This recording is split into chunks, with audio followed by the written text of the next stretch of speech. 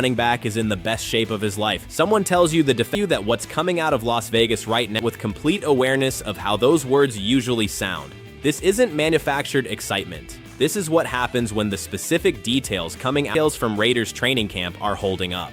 Let me start with football. The physical profile commands attention. 6'5" over the long arms, and the kind of frame that allows people usually acknowledge when evaluating young quarterbacks. It rattled, not because they're mentally soft, but because their bodies aren't built to absorb contact and immediately refocus. They start anticipating hits before they arrive, and suddenly their processing slows at precisely the wrong moments. Mendoza where it belongs. The arm was a legitimate pre-draft question, and I want to be honest about real concerns about his velocity and his standing motionless, wondering what just happened. What he will do is drive the football into every window Kubiak's system creates on time, with enough zip to make a receiver's job easier and a cornerback's life considerably harder. In the right system, and this is the right system, a functional, accurate, well-timed arm attached to elite processing and elite decision-making is worth exponentially more than a cannon attached to average football instincts. Mendoza has the former. Everything being built around him is designed to leverage it.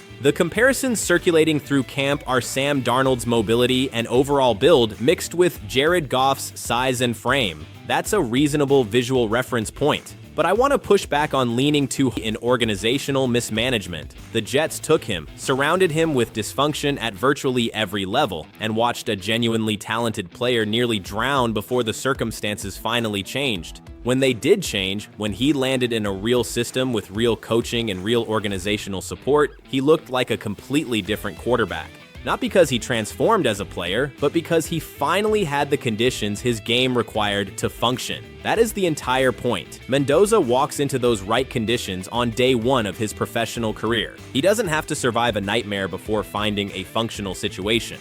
He's starting in a good one, and that distinction matters more than any arm grade or physical comparison. Now here is the specific detail from early camp that tells you more about Fernando Mendoza than any measurement ever could. He turned down a trip to the White House. He is a rookie quarterback. He was selected first overall in the entire NFL draft. The football world spent months debating him, and when that invitation arrived, a moment that would have generated enormous coverage, enormous photographs, an enormous social media footprint, his response was to stay at the facility, get extra repetitions in, and keep working through the playbook. Nobody orders a first overall pick to skip the White House and go throw routes. That is not a coaching staff directive. That decision comes from somewhere specific inside a player, from a very clear understanding of where he is in his development right now and what this particular moment actually demands of him, independent of what would look most impressive to the outside world. And it doesn't stop at that decision. Reports from early camp describe Mendoza arriving before official practice begins specifically to take snaps with center Tyler Linderbaum, both under center and from the shotgun, building the timing and communication their quarterback-center relationship is going to need when the games are real. These two are new to each other, new to this organization, learning a new offense simultaneously. The almost wordless understanding between a quarterback and center, exactly how the ball arrives when the center's weight shifts, how the snap feels under different defensive alignments, how communication works at the line without revealing anything to the defense. That takes hundreds of real repetitions to develop. You cannot manufacture it in a film room. Mendoza is not waiting for the practice schedule to provide those opportunities. He is out there voluntarily before the official session starts, building what matters in the moments nobody is watching and no camera captures. That detail, above everything else, is the most important thing I've read out of this camp. The quarterback competition deserves honest treatment rather than the emotional version, because the nuance here is real and matters. Kirk Cousins is currently tracking towards starting in Week 1. That's the honest read from what's coming out of camp. The argument for managing Mendoza's introduction carefully is not a weak philosophical position. It's grounded in documented developmental history. There is a legitimate school of thought that says the most responsible thing you can do for a young quarterback is control his initial exposure to live NFL pressure until the system is fully internalized and his confidence is built on actual foundation, rather than just raw ability operating without structural support. 20 years ago, this was the standard. First-round quarterbacks sat, absorbed, and were protected from live fire until coaches had genuine evidence of readiness, rather than just projections of potential. The Darnold cautionary tale applies directly here. Thrown into organizational dysfunction before he had any real foundation, the accumulation of bad plays and losing environments built compensatory habits that took years to undo, and his career nearly ended before he was 26. The lesson isn't that Darnold was always going to be fine. The lesson is that developmental timelines require protection, and organizations that strip that protection away out of external impatience pay for it in ways that often aren't visible until the damage is already done.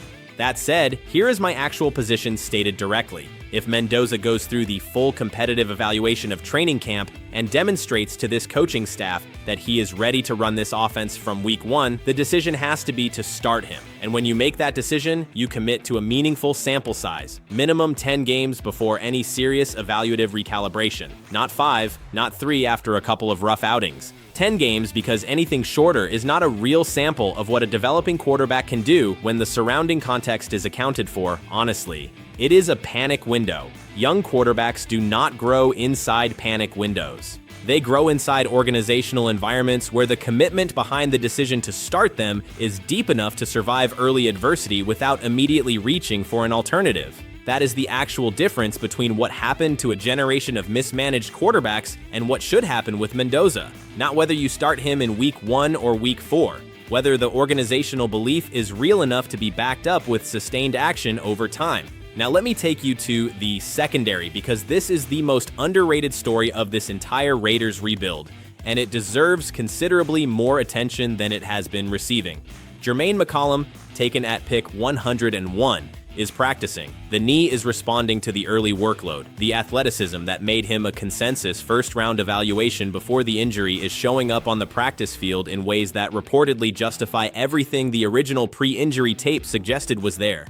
There are scouts across this league who genuinely believed McCollum was the most likely candidate to be the first cornerback off the board in this class if he had remained healthy. The Raiders got him in the 4th round. If that knee continues to hold up, this organization found a potential cornerstone cornerback at a fraction of the draft cost his ceiling actually commands. His development timeline belongs entirely to the Raiders, on their terms, at whatever pace his body demands. Stokes is another name generating real buzz, and it's specific rather than generic buzz, which is the kind that actually means something. Elite speed combined with the physicality to support the run aggressively, and the athleticism to operate comfortably in space when coverage demands it. That combination at the box safety position has been a structural vulnerability for this defense for multiple seasons. The Raiders have had pieces in other places. What they've lacked is someone who can operate in that specific role at a high level. Stokes looks like the answer. The broader secondary picture, when you step back and measure it against what this unit looked like 2 or 3 seasons ago,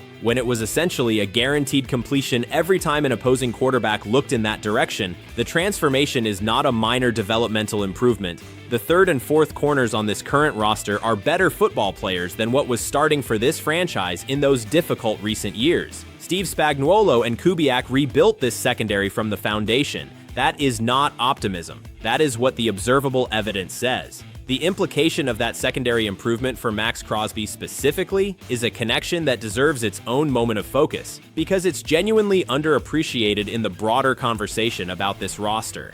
Crosby has been one of the most disruptive edge rushers in the entire league for years, and he has done it while operating behind a secondary that consistently gave opposing quarterbacks a rational reason to pull the ball down and escape pressure. When a quarterback knows he can tuck and find an open receiver because the corners behind the pass rush cannot hold coverage integrity together, the pressure a pass rusher generates gets functionally neutralized. He wins the edge, the quarterback escapes, the sack numbers stay modest, the actual dominance gets buried under the limitations of everyone around him.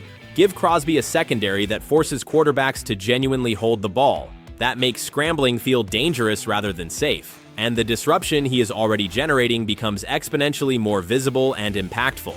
Great secondaries amplify great pass rushers. The Raiders are building that combination simultaneously for the first time in Crosby's entire professional career. That could be one of the defining storylines of this season by the time December arrives. The wide receiver competition below the settled top of the depth chart is genuinely interesting and worth tracking carefully. Malik Benson is standing out with quick release off the line and real precision in his route running, the kind of separation-creating reliability that earns a quarterback's trust fast, because when the ball goes to him, the route concept actually works as designed. For a developing quarterback still building confidence in his targets, that consistency has real value. Dante Thornton has extraordinary physical measurables: the wingspan, the speed, the frame that draws legitimate comparisons to the most physically gifted receivers ever evaluated. But measurables don't run routes, and measurables don't make catches in traffic. He needs to put the football intelligence and execution together to justify the physical ceiling. The player I find most compelling in this group is Williams, largely because of what he carries into the building that no talent evaluation fully captures. He played alongside Mendoza at Indiana. The timing is already built. The trust is already established through hundreds of real competitive repetitions at the college level. Having a receiver in the building who already speaks the quarterback's offensive language fluently has genuine competitive value that traditional frameworks systematically undercount. Reports indicate Williams has shown enough in camp that if he ends up on the practice squad, multiple teams will immediately be making calls to try to claim him. That is not a player you lose without real consequences. The running back picture has a clear structure around it. Mike Washington is the primary option. Explosive, athletically exceptional out of Arkansas, with a testing profile that placed him among the most physically gifted players at his position in recent combine history. Roman Hemby is currently the most likely undrafted free agent to earn a roster spot in the backup group. He won't dazzle you with one elite attribute, but he's a complete functional player across every dimension the role demands: pass protection, receiving, running between the tackles, special teams contribution. That completeness is exactly what backup running backs need to justify a roster spot on a team with genuine competitive ambitions. At the third quarterback position, Clark currently holds the edge over Robertson, and the coaching staff's clear priority in that evaluation is system alignment. Finding a quarterback whose operational style mirrors what this offense actually runs, rather than someone whose instincts would force the entire infrastructure to adapt around him in an emergency. Kubiak's system operates on timing, rhythm, and a specific decision-making cadence. A backup who speaks a fundamentally different offensive language introduces risk at precisely the moment backup quarterbacks actually get called upon. Clark fits the profile. That matters more than any individual arm talent comparison between the two. Nicholas Henning, the offensive tackle signed out of the CFL draft process, rounds out the picture at the developmental end of the roster. 6'6", 320 pounds, a player who came to football relatively late and is still translating his physical tools into the specific technical demands of the position at the professional level. He is not competing for a starting role in year one, and nobody should expect him to be. The investment is in the developmental ceiling embedded in that physical profile. The size, the movement quality, the raw tools that serious coaching investment can shape into something meaningful over time. The Raiders have demonstrated throughout this rebuild that they're willing to make those long-term shots at premium positions, and Henning represents exactly that category of organizational bet. The full picture of what's happening in Las Vegas right now is the thing I want you to carry away from this, because the individual stories matter, but the larger thing they form together is what's actually significant. This roster is structurally different from anything this organization has assembled in years. Not different in the press release sense, not cosmetically improved and sold as transformation. Actually different in the ways that produce durable competitive outcomes rather than just generating optimism for a year before everything resets. The secondary moved from a genuine liability to an emerging strength in a compressed timeline. The pass rush is anchored by an elite edge player who finally has real support operating behind and around him. The offensive system is sophisticated, quarterback-friendly, and being run by coaches who understand how to build around a young player's development rather than simply extracting short-term performance at the expense of his long-term ceiling. And at the center of all of it is a first overall pick who turned down the White House to throw extra passes and shows up before official practice begins to build timing with his center. The questions that remain are real. Who starts in week one? How the receiver room settles after cuts? Whether McCollum's knee holds up to a full professional workload. But these are the questions of a team with genuine upside and a clear organizational direction, not the questions of a franchise spinning without a plan. That distinction is real, and right now in Las Vegas, everything coming out of that building is pointing toward it.